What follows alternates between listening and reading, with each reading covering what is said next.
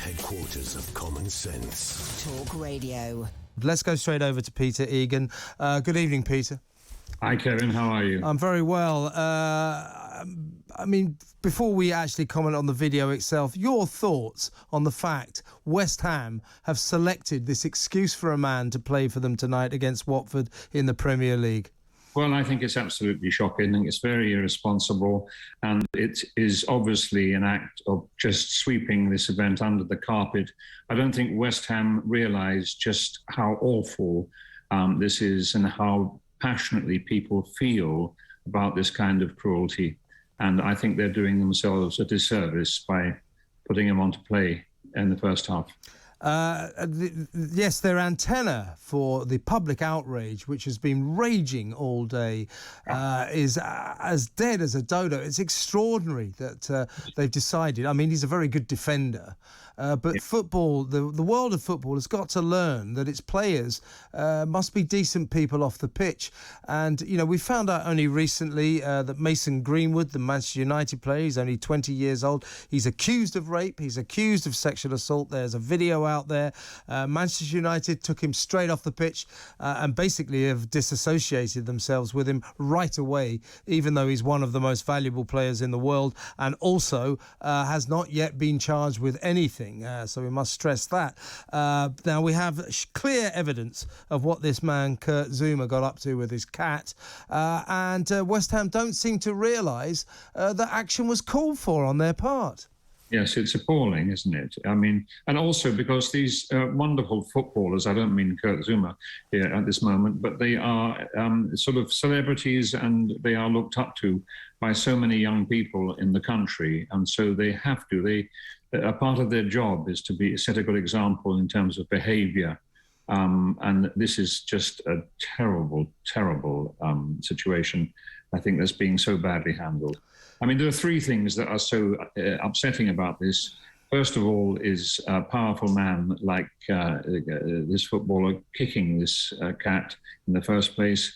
Then the glee with which his accomplice, who's... it's his brother, yeah. Is that his brother?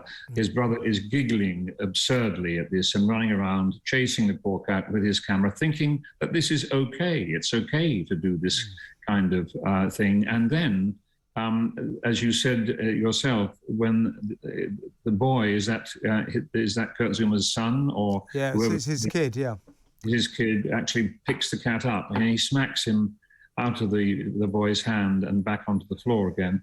And I mean, I think the very least, if he's not going to be prosecuted, then I think he should be prosecuted for cruelty. And I don't know whether that's going to be the Metropolitan Police or the RSPCA, but someone should do that. And if they don't prosecute him, they should actually force him to be filmed in conversation with his son and his brother, describing understanding how we feel about the cruelty that they have shown us. And they should be given some kind of public anger management class that we should all have the chance to view, because they think it's okay to view their cruelty. We should then think it's okay to view their remorse. So the family, the Zouma family, have two Bengal cats, very valuable cats. Yeah. So there's another one in that house somewhere. One hates to think how that cat's treated as well. My two thoughts were this morning were, first of all, I'd like the RSPCA to announce an immediate criminal investigation for animal cruelty. And also I'd like an RSPCA officer to get round to that house right away to get those cats out of that house, because I think their welfare is an issue. We've had several vets on today to say that as far as they can see, there's a serious case for the fact that poor cat he's kicking around may have broken bones.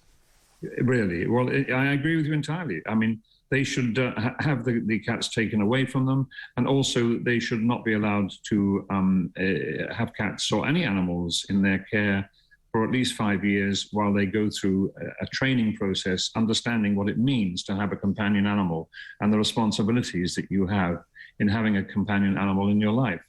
And as you say, if this is what we see and they're happy to show on screen, then goodness knows what happens to those poor animals when they're not being filmed in this way. It's absolutely shocking. It really is disgusting, and something has to be done about it. Couldn't agree more. And let's remember, lest we forget, that these two fools, Zouma and his brother, thought this was so hilarious they uploaded it onto Snapchat for everyone to see and laugh at. I mean, the lack of empathy involved there is epic. It is absolutely epic. It is absolutely extraordinary. And yes, something needs to be done about it. It really does. It's just shocking beyond belief. To wit, I don't want to get involved in a lashing out at the RSPCA, but their response this morning, to be honest with you, was pathetically inadequate. They sort of said, thank you so much for anyone who reports potential cases of animal cruelty to us. We always look into them and sometimes investigate. They wouldn't say what they were going to do about this case. As I say, I think they must, as a matter of urgency, launch a criminal investigation, because the police do kind of subcontract animal cruelty cases to the RSPCA, and I think they must think very quickly about the welfare of those two Bengal cats who are being kept in that household of cruelty. I agree with you, and I am an honorary vice president of the RSPCA, so I'll be getting in touch with them this evening. And asking them what they're going to do about it. Yeah, I mean, they were slow to react this morning, and I don't think they did themselves any favour. But what kind of person does this? I mean, it's psychopathic behaviour, isn't it? The lack of empathy is psychopathic. Yes, it's totally a lack of empathy. It's a lack of understanding about what it means to have a companion animal in your life. And, of course, it's